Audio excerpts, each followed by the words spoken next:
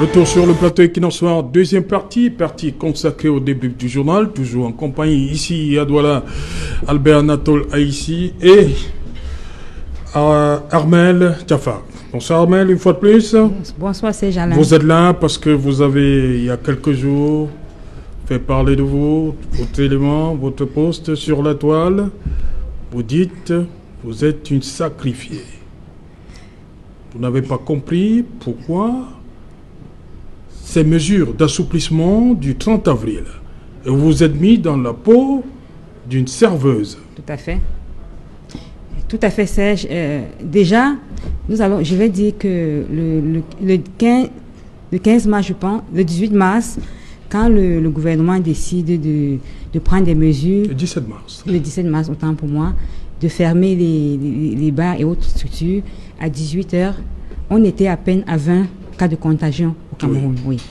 Mais je n'ai pas compris qu'un mois et demi après, alors qu'on est passé de 15 à plus de 2000, qu'on revient sur ces mesures. C'est pourquoi, je vous assure, cette nuit, je n'ai pas dormi. Déjà parce que les gens ont jubilé toute la nuit. Je n'ai pas pu fermer l'œil et je me suis posé la question. Qui sont ces personnes qui sont en train de sacrifier leur vie? Et vous empêchez de dormir? Il y a beaucoup de bruit autour de vous? Beaucoup de bruit. Je me suis dit, tiens, les gens étaient aussi confinés que ça. J'ai dit, mais ça, ils sont en train de se sacrifier. L'idée de sacrifier est venue. C'est pourquoi je me suis mise dans la peau de cette sacrifiée. Et je me suis penchée sur mon ordinateur. Le texte est venu tout seul. Vous dites justement à un endroit, ces personnes-là, ces personnes imaginaires, oui. Et beaucoup de Camerounais se retrouvent dans votre récit. Et lundi, on sort de loin. Ils étaient où? Ils sortent d'où? Ils sortent d'un mois et demi sans pouvoir se livrer au plaisir, moi je vais dire vain, des plaisirs vains, parce que s'ils ont pu faire un mois et demi dans la maison éteignée, ils auraient encore pu le faire longtemps. Parce que quand ils sortent, non seulement ils s'exposent, vous avez lu l'histoire, non seulement ils s'exposent eux-mêmes, mais ils mettent en danger leur famille, leur entourage. Ce client X qui est entré au bar ce soir, il a bu, il ne savait pas qu'il était malade. Quand il a fini de prendre sa bière, il a emprunté un taxi pour rentrer chez lui. Il a dû payer le taximan. Il y a eu échange. Il est arrivé chez lui le matin. Il était seul dans le taxi? C'était un dépôt? C'était une course? Imaginez. Il y avait combien de personnes dans le taxi? Il y avait 2 personnes dans le taxi, en plus du chauffeur. Oui. Il est arrivé chez lui. Là-bas, on a moins respecté la distanciation sociale dans le taxi. Oui, au moins, parce que c'est le lendemain que ça devait entrer en vigueur, le 1er mai. Il est rentré chez lui. Le matin, il a donné de l'argent à son épouse pour aller faire au marché. Elle est allée au marché. Elle est rentrée en contact au marché avec d'autres personnes. L'épouse, en partant au marché, elle a laissé les enfants à la maison aller puiser de l'eau parce que les robinets sont secs. Les enfants sont allés à la pompe puiser de l'eau. Et à la pompe, ils ne sont pas seuls. Ils ont dû manœuvrer la pompe. Et après, ils sont rentrés chez eux. Maman leur a dit, ne sortez pas de la maison parce que je vais au marché. Malheureusement, il n'y avait pas de lumière ce jour parce que Enyo avait coupé la lumière. Les enfants n'ont pas pu rester à la maison. Ils sont allés jouer avec les voisins. Vous imaginez un peu le cycle de propagation d'une seule personne. C'est ça qui m'a fait dire non, il faut frapper fort. Et dans ce sacrifié, ces sacrifiés sont partout au Cameroun. Chacun doit se reconnaître dans cette histoire. Ils sont dans toutes les villes et tous les villages du Cameroun. Donc j'interpelle, c'était un message de sensibilisation. Déjà dans le cadre... ça veut dire que c'est fini là pour le Cameroun, puisque vous dites même à un niveau, nous sommes tous morts et enterrés. Si nous ne prenons pas conscience de ce qui nous attend, oui. Nous sommes tous morts là? Oui. Au regard du circuit de contamination, je ne suis pas une experte en santé, mais ce qui est dit autour du mot de propagation de cette pandémie nous laisse croire que partant d'une seule personne, on peut contaminer toute une chaîne. Voilà. Et si, une espèce d'arbre de partie. Et si on n'est pas conscient qu'on est malade, la maladie fait 2 semaines pour se manifester. Entre les 2 semaines, qu'est-ce qui peut se passer? Donc si les sacrifiés ne se ravissent pas, nous sommes tous morts. Okay. Donc c'est le moment pour que chacun se retrouve dans cette histoire et dise, il ne faut pas que j'hypothèque la vie de ma famille. Je ne dois pas troquer la vie de ma famille pour une bouteille de bière. Ok. Albert Anatole ici, est-ce que vous comprenez, vous, quand vous avez appris ces mesures, vous avez appris qu'il y avait des mesures d'assouplissement, alors que les cas ne faisaient que grimper là? Qu'est-ce qui peut expliquer ça? Mais écoutez, ça s'explique. Vous savez, je voudrais quand même relever. Oui. pour vous indiquer une chose. Actuellement, il y a une guerre d'opinion entre les spécialistes de santé et les économistes. Les spécialistes de santé qui ne veulent pas qu'il y ait des confinements pour éviter justement la propagation qui est de plus en plus graduelle. Et de l'autre côté, vous avez les économistes qui estiment qu'il faut déconfiner pour sauver l'économie. Donc vous vous retrouvez dans une sorte d'échelle de priorité. Mais alors, qu'est-ce qu'il faut faire? Je pense que... Pourquoi c'est seulement au Cameroun qu'on réfléchit comme ça? Non, je ne pense pas qu'il n'y a pas qu'au Cameroun. Même en France, aux États-Unis, même le président Trump, il a décidé, il a pris l'initiative de déconfiner dans certains États. Ce qui fait aujourd'hui, ce qui anime actuellement une querelle entre lui et certains gouverneurs d'État. Parce que justement, il faut sauver l'économie de ce côté-là. Et la même querelle est actuellement du côté de la France, c'est-à-dire que vous avez des spécialistes de santé qui estiment qu'il ne faut pas déconfiner. Vous avez des économistes qui estiment qu'il faut déconfiner pour sauver l'économie. Écoutez, au Cameroun, nous n'avons pas la planche à billets, comme ça se passe, comme c'est le cas du côté des États-Unis. Nous n'avons pas la planche à billets, comme c'est du côté de la France, ou ailleurs du côté des robots en Occident. Et puis, nous n'avons pas le cas d'échec parce que l'État, il faut le dire, est asphyxié, financièrement est asphyxié. L'État ne peut pas sortir le fameux carnet de chèques que revendique le GICAM, pour la simple et unique raison que nous avons une économie extravertie, nous avons une économie qui est pratiquement effondrée parce que c'est pratiquement l'économie camerounaise repose à plus de 70% du secteur informel. Et est tributaire justement des produits des rangs, notamment le pétrole, le bois, les produits qui sont, c'est-à-dire là des produits qui sont produits sur place, des marchandises qui sont produits sur place, qui ne sont pas consommés sur place, mais qui sont beaucoup plus voués à l'exportation. Donc, lorsqu'on mettait sur pied ces mesures-là le 17 mars, c'était quoi le suivisme? On ne savait pas tout ça? C'est pas tout à l'heure, je voulais indiquer dans le cas de l'IEC, chaque pays doit pouvoir adapter la gestion de la crise sanitaire par rapport à ses réalités socio-économiques, sociologiques, et surtout par rapport, n'est-ce pas, à son environnement. Parce que j'ai le sentiment que, comme en France, on a décidé de confiner dès le 11 mai prochain, au Cameroun, je crois 2 ou 3 jours après, le gouvernement, à travers le premier ministre du gouvernement, a décidé que il est possible qu'il y ait rentrée scolaire à partir du 1er juin. C'est vrai que ça peut être susceptible d'ajustement ou de réajustement. Quoi qu'il en soit, je pense que il est important, à mon sens, que nous devons pouvoir interpeller l'autodiscipline de tous et de chacun. Nous devons pouvoir interpeller la responsabilité de chacun. Parce que même quand les bars, en tout cas les débits de boissons, fermaient à 18h, il y avait les malins qui avaient des endroits où ils pouvaient se retrouver jusqu'à 22h ou quelquefois à 1h du matin. Donc, quoi qu'il en soit, ce qui est important, c'est qu'il y a comme une sorte de cacophonie au niveau, n'est-ce pas, des mesures gouvernementales. Et ensuite, je voudrais, pour chuter, indiquer une chose. Il faut indiquer au Cameroun qu'il faut respecter les mesures barrières, parce que c'est un peu ça. Parce que lorsque vous considérez que cette affaire-là, le Covid-19, c'est des fadaises, c'est de la science fictive, ça n'existe pas, parce qu'il y a des Camerounais qui continuent de croire que le Covid-19, ça n'existe pas. Au même titre que certains Camerounais pensaient à une certaine époque que le VIH-Sida, ça n'existait pas. C'est la même chose. Donc je pense qu'aujourd'hui, il faut interpeller la responsabilité de chaque citoyen. Il y a dans le papier qui... Quand on lève dans les mesures le 30 avril, ça veut dire que Covid-19, ça n'existe plus. Non, c'est pas ce que j'ai dit. Non, je parle de ces Camerounais. Je ne dis pas que ça existe. Non, pas vous. Je dis que pour ces Camerounais-là, on les a vus jubiler. Pour eux, ça n'existe plus. Justement, donc... Parce qu'on a levé certaines mesures. Justement, c'est la conséquence de la mauvaise communication qui est faite autour. Oui.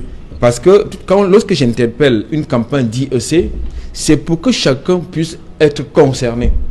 L'information, l'information des populations, l'éducation des populations et une bonne communication qui doit être articulée et surtout portée par des spécialistes de santé.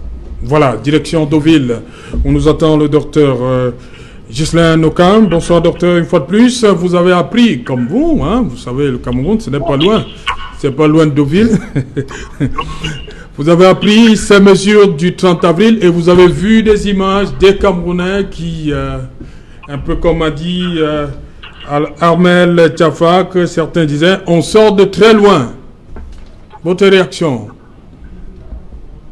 Oui, effectivement, c'est Jalin. Comme Mme Tchafak, j'ai été scandalisé et choqué en voyant des gens dans des bars en train de danser sans moyen de protection, sans masque.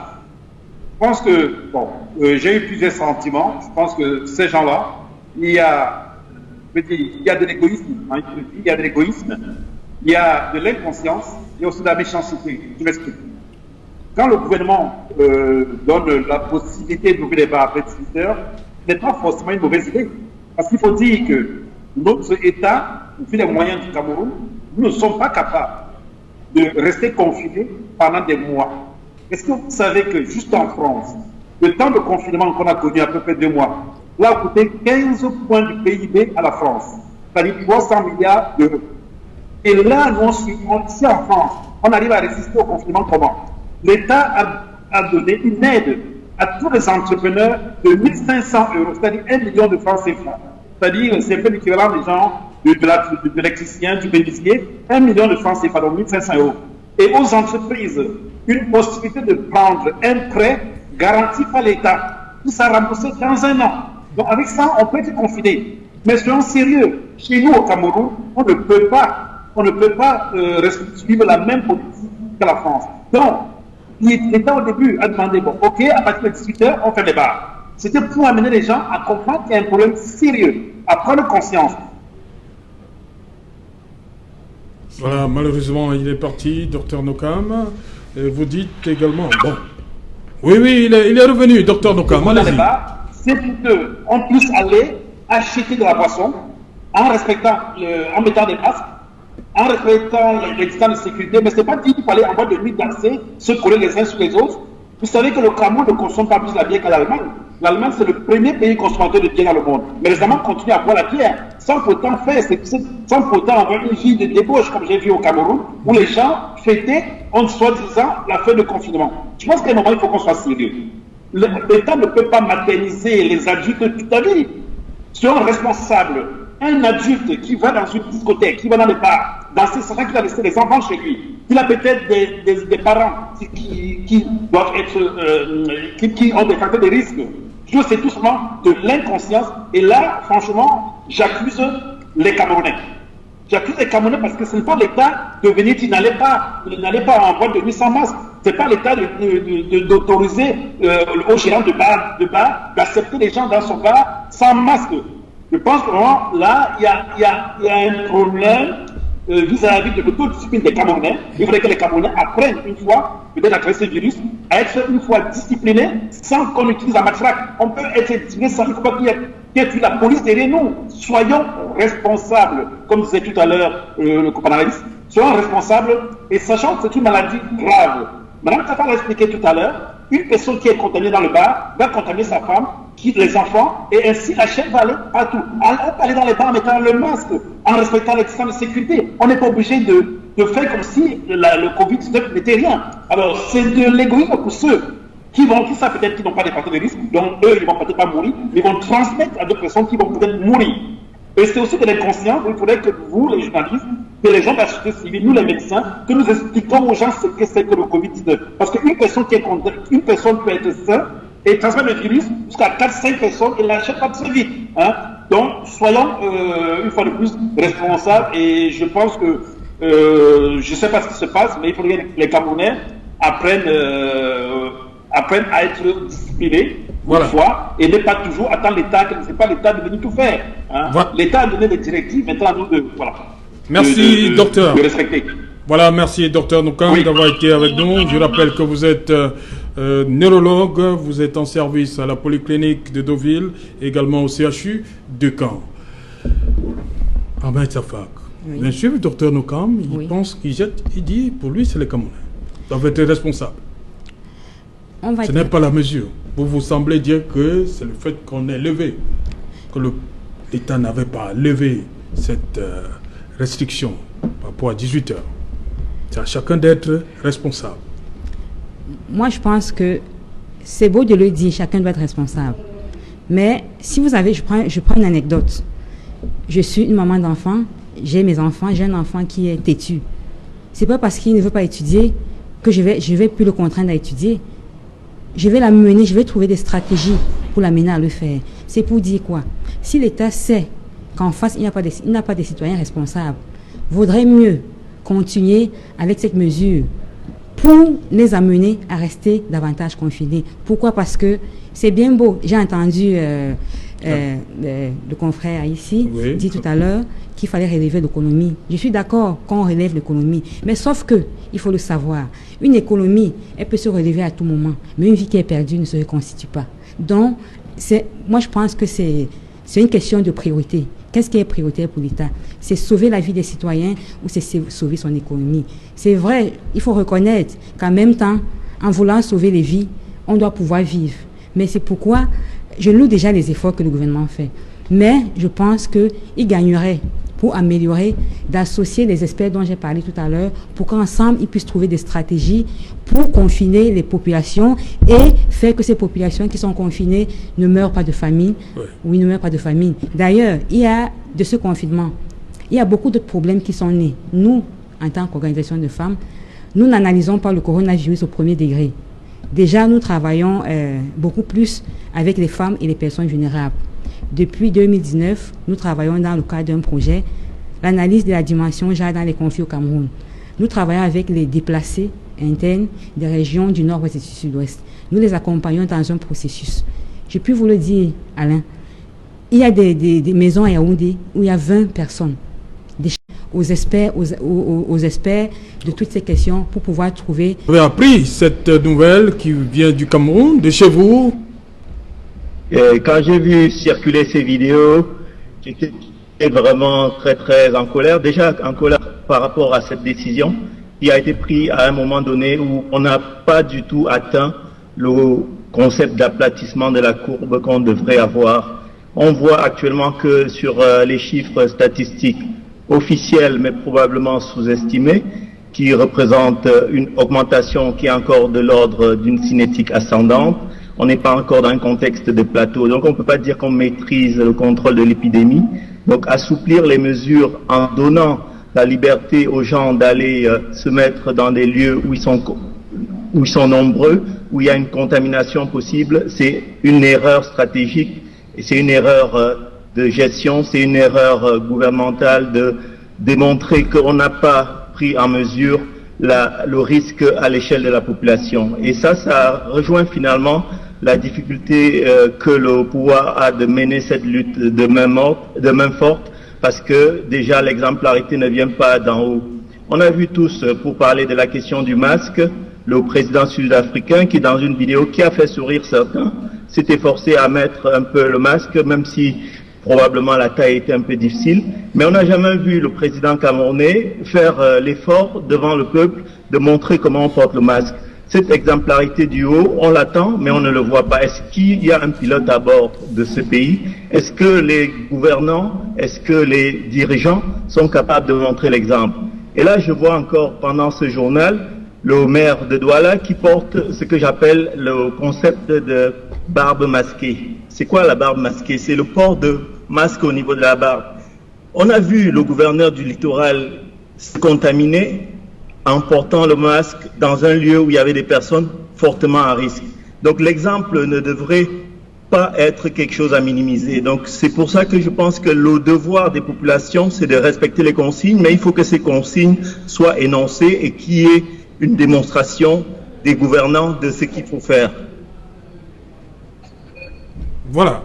Professeur, il y en a qui vont vous opposer l'économie. On dit qu'il fallait sauver l'économie.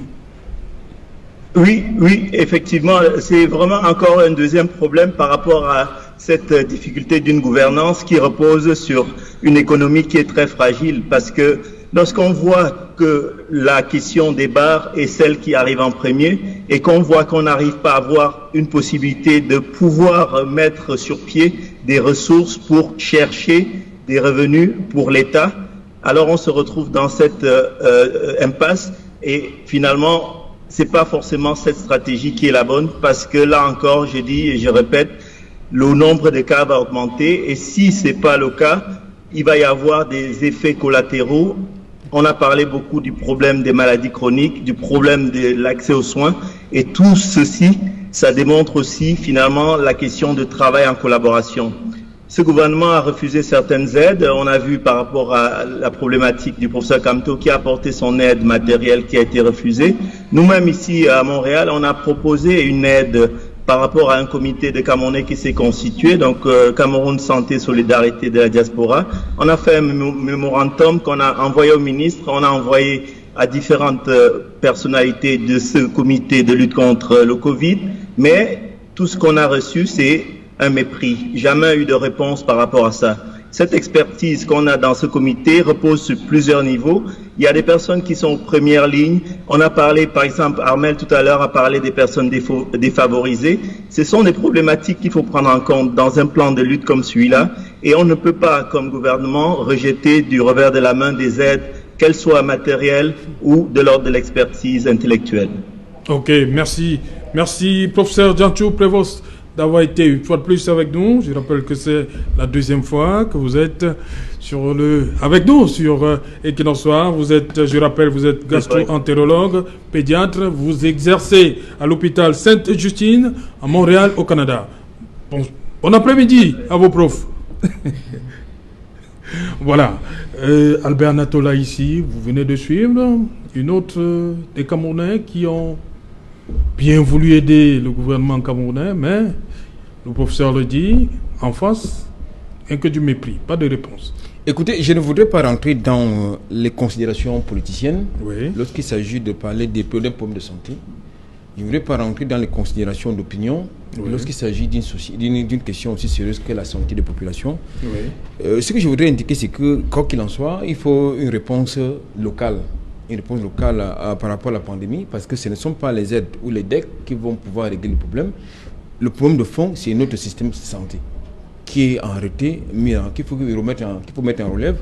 Pourquoi? Parce que l'État n'a pas malheureusement financé, investi dans notre système de santé. Et c'est vrai que c'est même dans les pays où ce système de Qu'est-ce qu'on fait donc? Les gens meurent. Qu'est-ce qu'on fait? Non, j'y arrive. Même dans les pays où ce système de santé était pointu, du moins c'est ce qu'on pensait, ce système de santé s'est effondré. Ça, il faut aussi ne pas perdre de vue cet aspect-là. Donc, je pense qu'aujourd'hui, je pense que de continuer à réceptionner les cas génériques qui viennent de Chine, on ne sait pas ce qu'on va mettre dedans. Je pense qu'il va falloir produire les cas génériques sur place.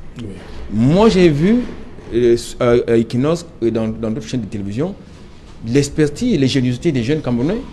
Il y en a qui ont fabriqué des respirateurs artificiels, il y en a qui ont fabriqué, n'est-ce pas, des portiques désinfectants, il y en a qui ont fabriqué tout un tas de choses qui puissent permettre justement au Cameroun de pouvoir régler cette question de pandémie. Il faut justement mettre des financements en association, certainement avec le secteur privé ou d'autres investisseurs pour justement aller à l'échelle industrielle pour produire, n'est-ce pas, ces prototypes. Donc, pour moi, c'est l'essentiel. Maintenant, pour chuter, je voudrais indiquer une chose. Avant qu'on ouvre les bars, le 17 avril dernier, il y avait des problèmes de marché. Le 30 avril dernier, il y avait les marchés qui étaient encore bondés de monde et les gens continuaient de vendre leur vie à même le sol. Donc, je pense qu'il faut faire une fixation sur les débits de boissons ou des scénarios, tout ce que vous voulez. Je pense qu'il est de l'intérêt de tout le monde de pouvoir s'approprier cette affaire-là pour se protéger d'abord soi-même, protéger les autres, mais surtout que les communautés, c'est-à-dire les collectivités territoriales décentralisées, s'approprient également cette question. Parce que moi, j'ai vu dans le mouvement qui passait, il y en a qui adoptent des attitudes qui n'ont rien à voir, qui ne sont pas, je veux dire, pédagogiques. Donc, au lieu de pouvoir, par exemple, charger un préfet, aller remettre les dons, c'est un aspect de la question qui relève de la compétence, à mon sens, des élus locaux. Ok, merci Albert Natola ici. Merci à vous également, Armel Tafak. Bon retour à Yaoundé. Merci. Voilà. Merci à tous nos invités de l'extérieur, le professeur Djantou à Montréal, le docteur Nokam Ghislain à Deauville et le docteur Touba depuis Amiens en France. Madame, Messieurs, nous sommes donc arrivés au terme de cette édition. Rendez-vous demain lorsqu'il sera 19h. Bonsoir, Bayangam.